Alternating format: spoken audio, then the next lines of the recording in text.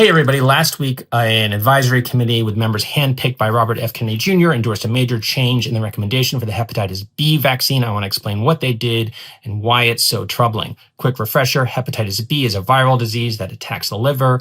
It can lead to cirrhosis, liver cancer, and death. It's especially dangerous for children who are overwhelmingly likely to develop the chronic version if they are exposed. Since the early 1990s, the U.S. has recommended a 3-dose regimen, with the first dose being given right after birth, because the most common method of transmission for infants is during delivery if their mothers have hepatitis B. But last week, this committee, which is packed with people with records of criticizing vaccines and many of them proponents of long discredited theories, said, nope, we don't need to do that.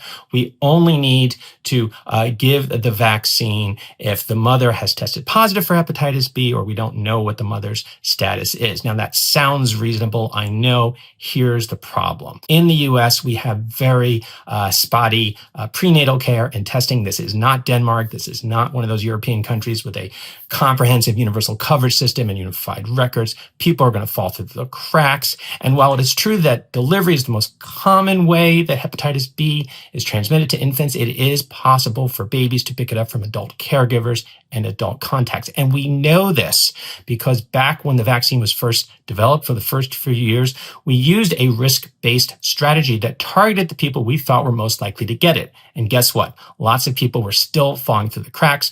Children were getting hepatitis. Children were dying.